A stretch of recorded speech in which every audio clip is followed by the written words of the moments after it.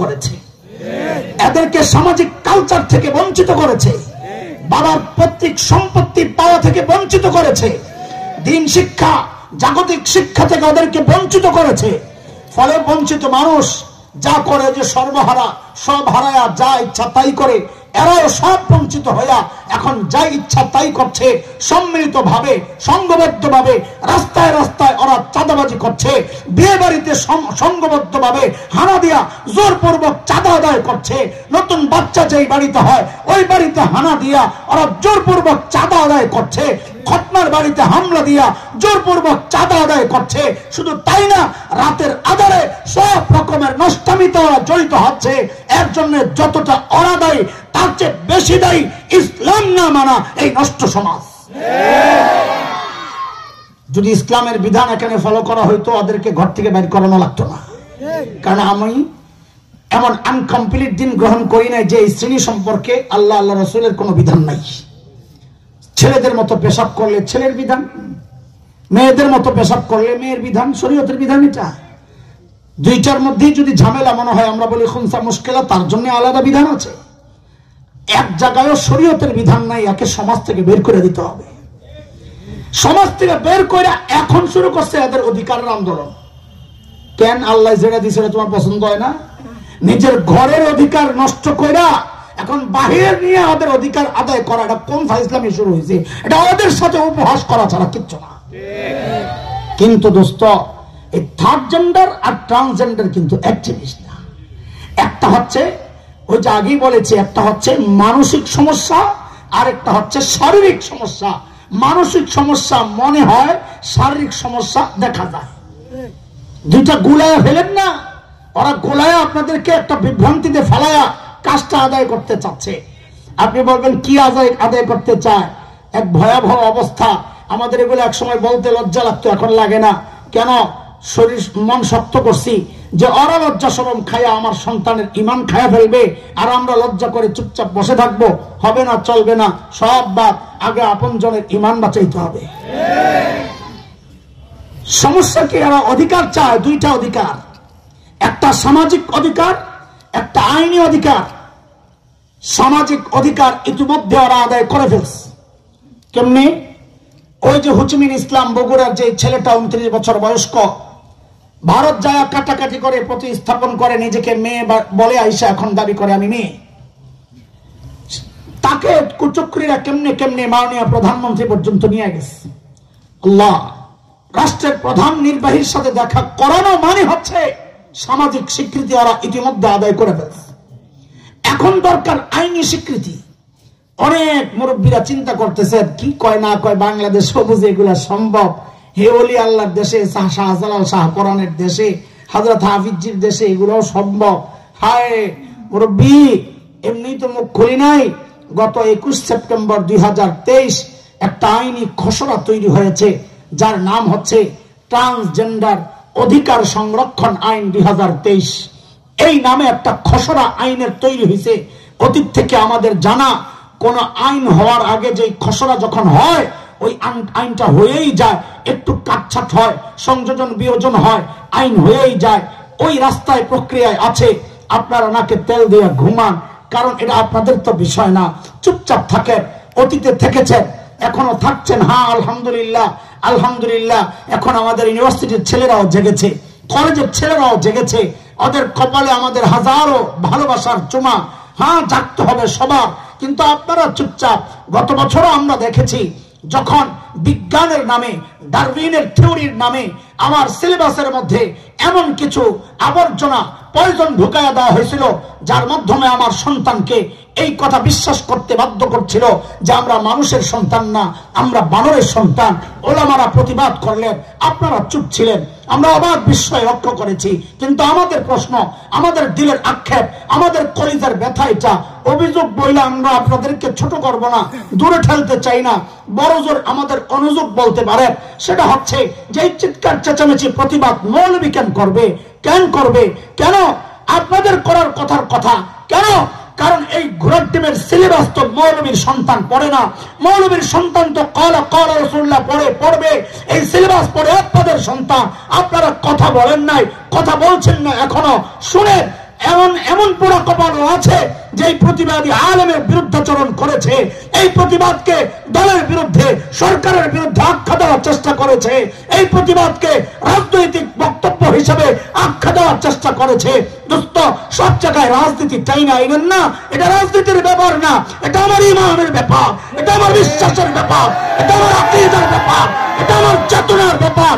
ভবিষ্যতে এইরকম যত চক্রান্ত হবে, আলেমের বিরুদ্ধাচরণ না কইরা, মুখোমুখি না দাঁড়ায়া, হাতে হাত রাইখা, কাঁধে কাঁধ মিলাইয়া, মুষ্টিবদ্ধ হাত উঠাইয়া একসাথে সম্মিলিত আওয়াজ উঠাইতে হবে, উচ্চারণ করতে হবে, বাংলাদেশে নাস্তিকতার চর্চা করতে দেওয়া হবে না।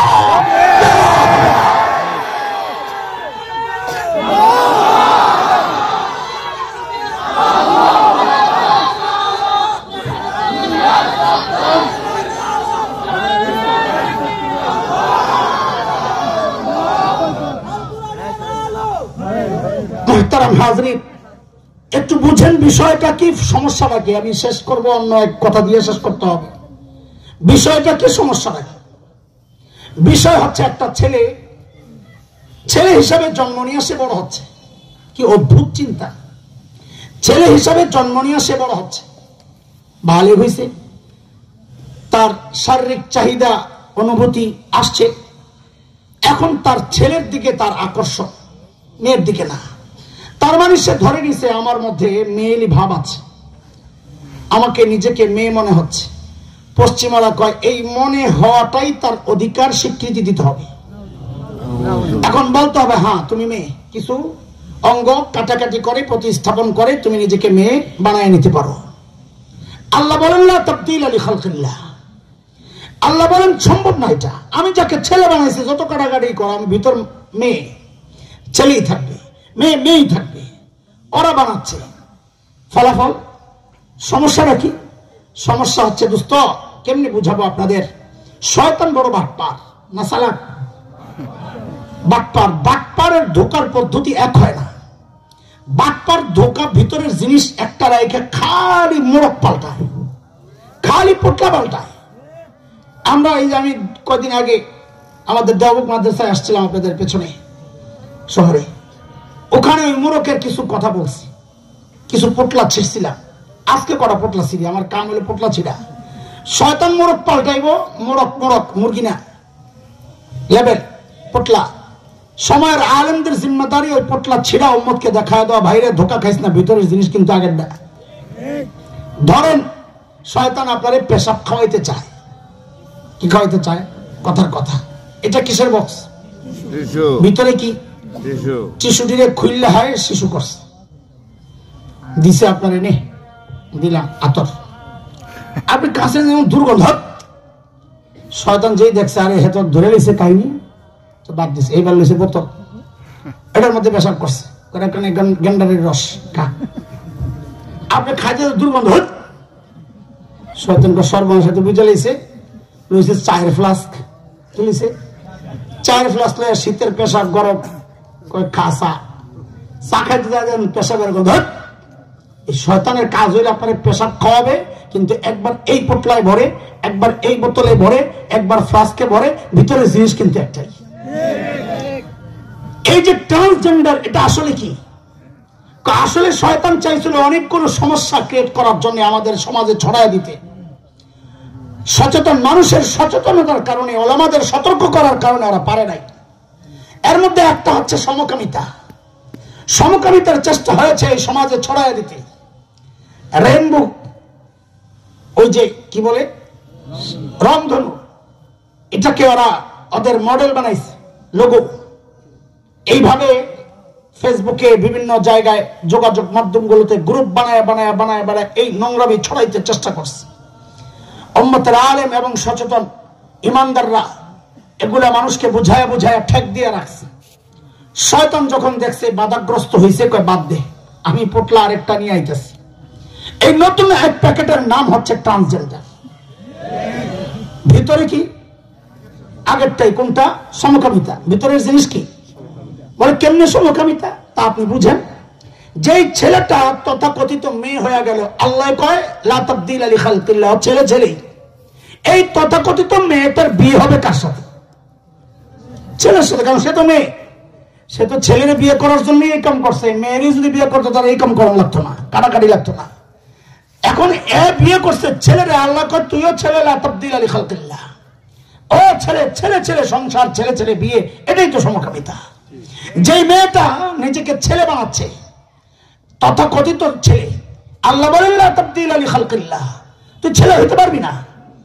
এখন এই মেয়েটার বিয়ে হবে কার সাথে? মেয়ের সাথে। ছেলের সাথে হইলে তো তার এই পরিবর্তন লাগতো না। এখন এই মেয়েটার বিয়ে হবে মেয়ের সাথে, মেয়ে মেয়ে সংসার, এটাই তো সমকামিতা। শয়তান চেষ্টা করছে সমকামিতাকে ছড়াইতে, না পাইরা প্যাকেট পাল্টায় নতুন নাম দিছে ট্রান্সজেন্ডার। শোনেন, আরেকটা পোটলা খুলি, সময় কম, আমার তো মনে হচ্ছে সারা রাত বয়ে খালি এই পোটলা খোলার কাম করি। শুনে আরেকটা পোটলা খুলি, সন্তানের বাবার সম্পত্তি পাওয়ার যে বিধানটা শরীয়তের, সূরা নিসা 11 নম্বর আয়াতে, কোন সূরা? আয়াত নম্বর, ছোট্ট করে আল্লাহ বলেছেন লিযাকারি মিসলু হাজ্জিল উনসায়াইন, দুই মেয়ে যা পাবে এক ছেলে তা পাবে। এই বিধানটা কার? ওরা চেষ্টা করছে এই বিধানের বিরুদ্ধে মানুষকে জাগাইতে, অনেক চেষ্টা করছে, যুক্তি দিছে, খালি যুক্তি। একই বাবার সন্তান, একজন পাবে ডবল, একজন সিঙ্গেল, এটা কেমন কথা? আল্লাহর এই বিধানকে রদ করার জন্য এর একটা সস্তা জনপ্রিয় স্লোগান বানাইছে। সেই স্লোগানের নাম দিছে সমান অধিকার। কি নাম বলেন না? সমান অধিকার। আরে এমন ভাবে এটাকে গিলাইছে, নেককার মানুষ যারা একমধ্যে দেখি কেমন টালমাটাল অবস্থা। আমার এক মুসল্লি জিজ্ঞেস করে, হুজুর যাই বলেন বিধানটা না আমার কাছে কেমন কেমন জানি লাগে। আমি কই আপনার ঈমানটা লইও আমার কেমন কেমন লাগে। তখন কারণ কোরআনে আসছে না সূরা আহজাবে, মা কানা লিমুমিনিন ওয়ালা মুমিনাহ ইযা কাদাল্লাহু ওয়া রাসূলুহু আমরা আন ইয়াকুনা লাহুমুল খিয়ারাতু মিন আমরিহিম। আল্লাহর রাসূলের বিধান আসার পর কোন মুমিন মুমিনার কেমন কেমন লাগা চলবে না। আল্লাহ যা বলেছেন, যেভাবে বলেছেন ওইভাবে মানার নাম ইসলাম। কথা বলেন। এখন সমান অধিকার ছড়ায় দেওয়ার চেষ্টা করছে। আসলে আপনাকেও তো একটু বোঝা দরকার যে সমান অধিকার দিল না কেন আল্লাহ, সমস্যা কি? দোস্ত, সমান অধিকার এটা কোন অধিকার আদায় না, বরং এটা হচ্ছে অধিকার খর্ব করা। মাদ্রাসার মুহতামিম সাহেব যে ওজিফা পায়, এখন যদি একজন নিচের ওস্তাদ সমান অধিকার, এটা অধিকার না, সমান অধিকার না, এটা মূলত অধিকার খর্ব করা। ইসলাম সমান অধিকার দেয় নাই, ইসলাম দিছে প্রত্যেকের ন্যায্য অধিকার। কোন অধিকার? মানে এখানে ন্যায্য অধিকার কেমনে তো একটু বুঝেন মিয়া আমার ভাই। না অন্ত মোতামিম না, 2 নম্বর লোক। মোতামিম সাহেব কই? মাদ্রাসায়। মোতামিম সাহেব বলে বাজার করতে পাঠাইবে, তো বোর্ডিং ম্যানেজারে ডাক দিছে, হুজুর কত লাগবে? আজকে 5000। তো বোর্ডিং ম্যানেজার রে মোতামিম সাহেব 5000 টাকা দিছে, লন বাজার করে লয়ে আন। কত দিছে? 5000। কি জন্যে জোরে বলেন? কত? মোতামিম সাহেব পিচ্ছি আছে একটা, আইলে দোয়া নেয় খালি। ওই কো আব্বু একটু বাজারে যাও। তো যাও, হুজুরের বাজারে লয়ে যাও। দেখে যে কেমন মোড়ামুড়ি করে। তো সন্তানের স্বভাব সম্পর্কে বাবা মা সবচেয়ে ভালো জানে। আর মোড়ামুড়ি দেখে বুঝছো কি বলতে চায়। তো পকেট থেকে একটা কসকসে 100 টাকা বাইর করে দিছে, মজা খাইছে। কত দিছে? কি জন্যে জোরে বলেন না? আগে দিছে কত? কি জন্যে? এটা মাথায় রেখে। যেই ওরে 100 দিছে, ও এমন এক মোড়া দিছে ইউটার্ন। কি হয়েছে? আরে কি হয়েছে বলে না। আশ্চর্য, কি হয়েছে বলবি তো? 100 নেবো না। কত নিবি? 5000। কেন 5000? আমার হুজুরে দিছো 5000, আমার 5000। সমান অধিকার। কোন অধিকার? আরে কোন অধিকার? এখন আপনারা বলেন হুজুরে 5000 দিছে কি জন্যে? ওরে 100 দিছে কি জন্যে? এখন মজা খাওয়া গ্রুপ যদি কয় আমারও 5000 দেওয়া লাগবে সমান অধিকার, তাইলে এটা কি আসলে সমান অধিকারের দাবি না পাগলামি? এই পাগলামিটাই আপনাদেরকে সমান অধিকারের নামে খাওয়াইতে চেষ্টা করছে। কেমনে? এইবার বুঝেন। ইসলাম ছেলেকে ভাগ দিছে 2টা, মেয়েকে দিছে। ছেলেকে ভাগ 2টা দিলেও দায়িত্ব দিছে 4টা। মেয়েকে ভাগ দিছে দায়িত্ব, আমি যা বলি যেভাবে বলি পোলাপান ওইভাবে বলবি, তোরে খোঁচাটা লাগবে ভালো মতো। বল 0। আরো জোরে 0। যেন 0টারে আরো 0 বানায় এলায়। ভাগ দিছে কয়টা? দায়িত্ব জোরে জিরো। এবার বুঝেন দায়িত্ব চারটা কেমনে ছেলের? ভাগ কটা জানো? দায়িত্ব ও ছেলে, তুমি যদি স্বামী হও তো তোমার স্ত্রীর ভরণ পোষণের দায়িত্ব তুমি স্বামীর। ও ছেলে, তুমি যদি বাবা হও তো কন্যার ভরণ পোষণের দায়িত্ব তুমি বাবার। ও ছেলে, তুমি যদি কন্যা হও ছেলে হও তো মায়ের ভরণ পোষণের দায়িত্ব তুমি ছেলের। ও ছেলে, তুমি যদি ভাই হও তো বোনের ভরণ পোষণের দায়িত্ব তুমি ভাইয়ের। তাহলে দায়িত্ব কয়টা? ভাগ কয়টা? এই দুই ভাগ দিছে, এই চার গ্রুপে বাজার করে খাওয়াইতে। কি করে খাওয়াইতে? কি করে জোরে বলেন? বাজার করে খাওয়াইতে। মেয়েরে আল্লাহ ভাগ দিছেন কয়টা? একটা। দায়িত্ব কয়টা? কেমনে জিরো? ও মেয়ে, তুমি যদি স্ত্রী হও তো তোমার কোনো খরচপাতি নাই, তোমার খরচের দায়িত্ব বাজারের দায়িত্ব তোমার স্বামীর। ও মেয়ে, তুমি যদি মা হও তো তোমার ভরণ পোষণের দায়িত্ব তোমার সন্তানের। ও মেয়ে, তুমি যদি কন্যা হও তোমার ভরণ পোষণের দায়িত্ব তোমার বাবার। ও মেয়ে, তুমি যদি বোন হও তো তোমার ভরণ পোষণের দায়িত্ব তোমার ভাইয়ের। তো দায়িত্ব কয়টা? জিরো। ভাগ কয়টা? বলে ভাগ কয়টা? দায়িত্ব তো দায়িত্ব জিরো, যেহেতু কোনো দায়িত্ব নাই তো ভাগ একটা দিচ্ছেন কি জন্য? বলে মজা খাইতে। হ্যাঁ বলেন না কি জন্যে? ছেলেরে ভাগ দিছে কয়টা? কি জন্যে? বাজার করতে। বলে না কি জন্যে? মেয়েরে ভাগ দিছে কয়টা? কি জন্যে? মজা খাইতে।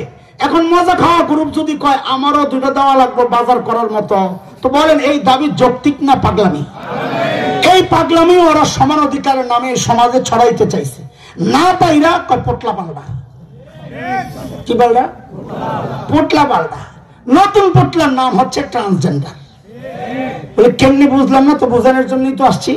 ওই যে এক বাবার ছেলে একটা মেয়ে একটা, বুঝেন? এখন ভাগ হবে কয়টা? তিনটা। ছেলে পাবে, মেয়ে পাবে। ওই নারীবাদীরা আর এই ট্রান্সজেন্ডার বাদীরা আসতে করে মাইয়ারা বুঝায়, তুই ক আমার কেমন কেমন জানি লাগে, নিজের ছেলে ছেলে মনে হয়। আইন যদি হয় তাহলে বলবে সে ছেলে। আগে ভাগ হয়েছিল তিনটা, ছেলে দুই মেয়ে। এখন যদি সেও ছেলে হিসাবে আইনি ভাবে স্বীকৃতি পায় অবস্থ, এখন ভাগ হবে দুইটা, ছেলে অর্ধেক মেয়ে অর্ধেক। মেয়ে তো না, এখন তো ছেলে, ট্রান্সজেন্ডারের ছেলে, এখন সে পাবে অর্ধেক। আগে চেষ্টা করছিল শয়তান সমান অধিকার নামে সমান সমান ভাগ করার জন্য, না পাইরা এখন পোটলা পাল্টাইয়া দিছে ট্রান্সজেন্ডার। এখন কিন্তু ঠিকই সমান অধিকার হয়ে গেছে। কয়টা বুঝাবো আপনাকে? কর এই শয়তানি থেকে আল্লাহ জাতিকে হেফাজত করেন। শুধু আমাদের আলোচনা ছিল আরেক জায়গায়, কই গেছি কি আমি? আল্লাহু আকবার। চলেন, আমাদের মৌলিক ভুল কয়টা? 1 নাম্বার টার্গেটের ভুল, 2 নাম্বার মেহনতের ভুল। মেহনতের ভুলের একটা বলছি, মেহনত করার দরকার, রোহে মেহনত করতেছি বস্তুতে। 3 নাম্বার মেহনতের একটা ভুল করে আমি ছুটি আমার, সেটা হচ্ছে, এটা খুব ভালো করে বুঝেন, বিশেষ করে যুবকরা ভালো করে বুঝো। আমারই দেখতেছেন না আপনারা, আমার টুপিটা কি লাল? দাড়ি সাদা না কালা? আচ্ছা, সব মিলে না? আচ্ছা, তার মানে আমার দেখতেছেন আপনারা, আমিও কি আপনাদের দেখতেছি? সব দেখি, মাশাআল্লাহ। আচ্ছা, আপনারা আজকে কি আমল করছেন আমি কি জানি? আমারটা জানে? এটা জানে কে? নবী আলাইহিস সালাম বলেন, ইন্নাল্লাহা লা ইয়ানজুরু ইলা সুওয়ারিকুম ওয়া ইলা আমওয়ালিকুম ওয়ালাকিন ইয়ানজুরু ইলা কুলুবিকুম ওয়া আমালিকুম। আল্লাহ তোমার চেহারা কেমন, সুরত কেমন, মাল কি এটা দেখেন না। আল্লাহ দেখে দিলের হালত কি, আমলের হালত কি। তাহলে আমাদের কলব আর আমল দেখেন কে? আমি যেই শব্দটা বলি ওইটা বলেন তো, আমার বলতে একটু সুবিধা হয়। বলেন খালেক। দেখেন কে? আর আমাদের আবার কয় আল্লাহ। আমাদের আমল আর কলব দেখেন কে? খালেক। বলেন কে? খালেক। আর আমাদের চেহারা, আমাদের সুরত, আমাদের পোশাক, এগুলা দেখেন কে? মাখলুক। কে? মাখলুক। বলেন, আমাদের বাহ্যিক দেখে কে? আমাদের কলব আর আমল দেখেন কে? খালেক। কে? আমাদের মৌলিক আরেকটা ভুল, এই মেহনতের ভুল, সেটা হচ্ছে খালেক যে আমল আর কলব দেখেন ওই জায়গায় আমাদের মেহনত হয় না। মেহনত কোথায় হয়? মাখলুক যে সুরত দেখেন ওই জায়গায় চেহারায় ময়লা লাগছে, ধোয়ার জন্য অস্থির, কাপড়ে ময়লা লাগছে, ধোয়ার জন্য অস্থির, পুরান হয়ে গেছে, নতুনটা বানাইতে অস্থির। আমি তো বলি আমাদের কাছে আমাদের জুতার চেয়ে আমাদের কলবের দাম কম কেন? আরে জুতায় ময়লা লাগলে ধোয়ার জন্য অস্থির হয়ে যায়, অথচ কলবটা গুনাহ করতে করতে ময়লা হয়ে গান্দা নাপাক হয়ে গেছে, এটা ধোয়ার জন্য কারো কোনো মাথা ব্যথা নাই। এটা আমাদের মৌলিক সমস্যা। এখানেই সাহাবীদের সাথে আমাদের মৌলিক আরেকটা পার্থক্য। ওই যে শুরুতে একবার বলেছি দুনিয়ার টার্গেটের ব্যাপারে সাহাবীদের সাথে আমাদের মৌলিক পার্থক্য, এখানেও আরেকটা মৌলিক পার্থক্য। দেখেন, সাহাবায়ে কেরাম যখন এই কথা শুনেছেন যে এগুলো আল্লাহ দেখেন না, তখন বাহ্যিক সৌন্দর্য কিভাবে ত্যাগ করেছেন একটা ছোট্ট উদাহরণ দিয়ে বিশেষ করি। হযরত মুসআব ইবনে উমাইর রাদিয়াল্লাহু আনহু নাম শুনছেননি? আজীব এক সাহাবী, যাকে বলা হতো ফাতা Mecca, hero of Mecca, smart বয়, সবচেয়ে সুন্দর ফ্যাশনেবল স্টাইলিস্ট পোশাকে যে নিজেকে সাজায়া রাখতেন, খুব সুন্দর। এত সুন্দর 12 জন আরবের চেহারা নবী আলাইহিস সালামের চেহারার সাথে মিলত। যেমন হযরত জাফর ইবনে আবি তালিব একজন, চেহারাও মিলত, চরিত্রও মিলত। হযরত মুসআবের চেহারাও নবীর চেহারার সাথে মিলত। মুসআব কতটা সুন্দর ছিলেন বোঝার জন্য এতটুকুই যথেষ্ট, চেহারা কার সাথে মিলে এটাই যথেষ্ট। এত সুন্দর মুসআব, এত সেজেগুজে থাকতে, অথচ যখন ইসলাম কবুল করে জানলেন যে এগুলোর কোনো মূল্য নাই, ছাড়লেন তো ছাড়লেন, কেইসা ছাড়া সরাসরি আমি নিয়ে যাই আপনাদের ওহদের মাঠে, যেহেতু সময় নাই। ওহদের মাঠে কাফের মুসলমান মুখোমুখি, হায় প্রচন্ড লড়াই শুরু হয়ে গেল। নবী আলাইহিস সালাম ঝান্ডা তুলে দিয়েছিলেন মুসআব ইবনে উমাইরের হাতে। ছোট ছোট কিছু ঝান্ডা অন্য সাহাবীদের কাছেও ছিল, যেমন সাদ ইবনে মুআযের চাচাতো ভাই উসাইদ ইবনে হুযাইরের হাতেও ঝান্ডা ছিল। তো মুসলমান তো জয়ী হয়ে গেছে ওহদের মাঠে।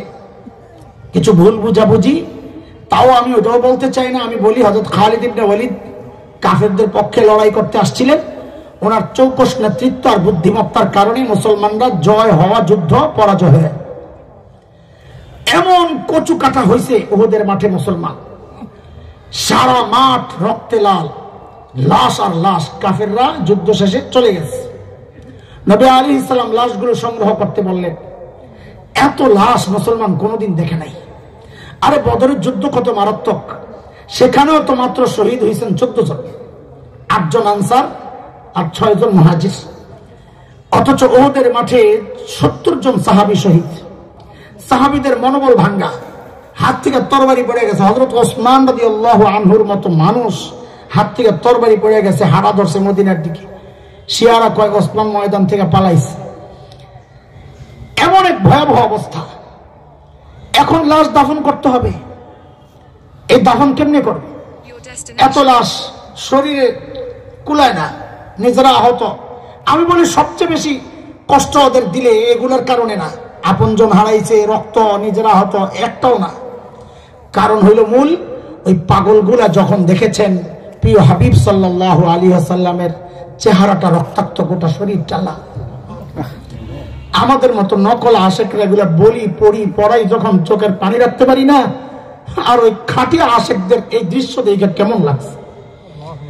উতবাহ ইবনে আবি ওয়াক্কাস, সাদ ইবনে আবি ওয়াক্কাস রাদিয়াল্লাহু আনহুর আপন ভাই, সুযোগ পায়ে এমন একটা পাথর মারছেন প্রিয় হাবিব সাল্লাল্লাহু আলাইহি ওয়াসাল্লামের চেহারায়, ঠিক নিচের ঠোঁট বরাবর। এমন এই জায়গায় যখন লাগে, ঠোঁট ফাইটা চপচপ করে রক্ত পড়তেছিল। আর এই জায়গার দাঁতটা ওলামায়ে কেরাম তো জানেন, রবাইয়া আল ইউমনা আস সুফলা, ঠিক মাঝখানের 2 দাঁতের ঠিক ডান পাশের দাঁতটা গোড়া থেকে ওঠে নাই, ভেঙে গেছে, চপচপ করে রক্ত পড়তেছে।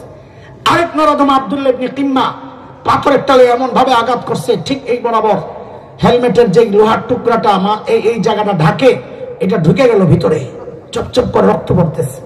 আরেক নরদম আব্দুল্লাহ ইবনে শিহাব জুহরি, ভেজাল না পড়ি, এক ইবনে শিহাব জুহরি আছে বড় বর্ণনাকারী হাদিস, উনি না, ওই কাফের আব্দুল্লাহ ইবনে শিহাব জুহরি শুধু পায়ে পাথর একটা মারছে মাথায়, কপাল ফাইটা রক্ত পড়তেছে, পুরা শরীর রাগ। এই দৃশ্য দেখে সাহাবীদের আহত পাও চলে না। নবী আলাইহিস সালাম সহজ করে দিলেন, এক কবরে 2 জনকে দাফন করো, তাইলে কষ্ট কম হয়ে যাবে। হযরত আব্দুর রহমান ইবনে আউফের হাদিস, বুখারীতে আসছে 4045 বর্ণনা। হযরত আব্দুর রহমান ইবনে আউফ বলেন, আয়ে মুসআবকে যখন দাফন করতে আনি, ও যুবক খেয়াল করো, শহীদকে দাফনের একটা ব্যতিক্রম সিস্টেম আছে।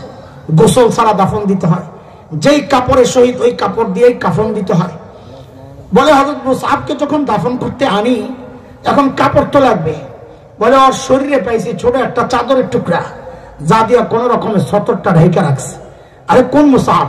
Hero of Mecca, smart boy Musab. বলে এখন কি করি? আমি দেখাইতেছি। আব্দুর রহমান ইবনে আউফ দেখান নাই, তিনি বলেছেন। তিনি কি বলেন? বলে চাদরটা এত ছোট, ইন গুত্তিয়া বিহা রাসু বাদাত রিজলা ওয়া ইন গুত্তিয়া বিহা রিজলা বাদা রাসু। বলে চাদরটা দিয়া মুসআবের মাথাটা যখন ঢাকতে যাই, পাউটা খালি হয়ে যায়, আর পাউটা ঢাকতে গেলে মাথা খালি হয়ে যায়। হযরত খাব্বাব ইবনুল আরিদ বলেন, দৌড়ে গেছে নবীর কাছে সাল্লাল্লাহু আলাইহি সাল্লাম, ইয়া রাসূলুল্লাহ, মুসআবের মাথা ঢাকতে গেলে পাও খালি হয়ে যায়, পাও ঢাকতে গেলে মাথা খালি হয়ে যায়, এখন কি করব? তো নবী বলেন, মুসআবের মাথাটা ঢেকে দাও, ইস্কির এক রকমের ঘাস আরবের, বলে গাও দিয়া পাও ঢেকে দাও। আরে যুবক, এখন তোমার তো ব্র্যান্ডের শার্ট না হইলে চলে না, ব্র্যান্ডের প্যান্ট না হইলে চলে না, ব্র্যান্ডের মোবাইল না হইলে চলে না। অথচ হওয়ার কথা ছিল সাহাবীর আমল, তোমার আমলের ব্র্যান্ড হওয়ার কথা ছিল। সাহাবীর তাকওয়া তোমার তাকওয়ার ব্র্যান্ড হওয়ার কথা ছিল। সাহাবীর কুরবানি তোমার কুরবানির ব্র্যান্ড হওয়ার কথা ছিল। ভুলে গেছি, এখন ওই সুরত সাজাইতে ব্যস্ত। প্রায় আমরা সবার হালত এই, ভিতর যে গান্দা গান্দাই রয়ে গেছে, শুধু রয়ে যায় নাই, দিন দিন বাড়তেছে। আরে চুল পাইকা সাদা হয়ে গেছে, এখনো গুনাই তো ছাড়তে পারি না। দাড়ি পাইকা সাদা হয়ে গেছে, এখনো গুনাই ছাড়তে পারি না। যেখানে সাফ করার কথা সেখানে আরো কালো হইতেছে। ছাড়বেন কবে জিজ্ঞেস করি? কোন ভরসা এইভাবে চলতেছে? হ্যাঁ, অনেক পরে মারা যাবেন ওই ভরসায়, তাই না? আরে কে জানে মজলিসে এমন কেউ আছে যার খবর নাই, ওর কাফনের কাপড় চলে আসছে দোকানে। কালকে খবরও তো পাইতে পারেন, হাসান জামিল বয়ান করে গেল, দুনিয়ায় বলে নাই গেছে গা। কোন ভরসা এইভাবে চলতেছে? আরে যুবক, কেমনে বললে বুঝবি রে ভাই? এর চেয়ে ভালো করে বলার ক্ষমতাও তো আমার নাই রে, আমি দুর্বল মানুষ। বলি কি, তোর তাইলে আমার কাছে আয় না, আয় তোদের পাওগুলো আমার সামনে মেলে দে, আমি ওই পাওগুলার জোরে ধরে বসে বসে কান্না করি, তোর গুনাহ ছেড়ে দে, গুনাহ ছেড়ে দে বাবা, গুনাহ ছেড়ে দেন মা, গুনাহ ছেড়ে দেন। এই বাহ্যিক সাজানোর মেহনত বাদ দেন, বাহ্যিক সাজানোর মেহনত বাদ দেন। জরুরত যতটুকু ততটুকুই করেন, আমল সাজান, কলব সাজান,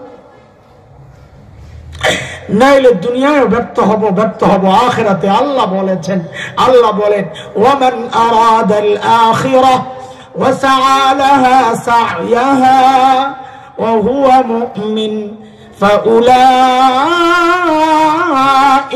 كَانَ سَعْيُهُمْ مَشْكُورًا। আল্লাহ তাআলা আখিরাতকে টার্গেট বানায়া সেই অনুযায়ী নিয়ম মতো মেহনত করে করে আমাদেরকে দুনিয়া থেকে কবুল করেন।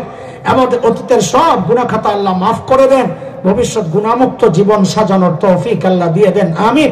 ওয়া আখিরু দাওয়ানা আলহামদুলিল্লাহি রাব্বিল আলামিন। আসসালামু আলাইকুম ওয়া রাহমাতুল্লাহি ওয়া বারাকাতুহু।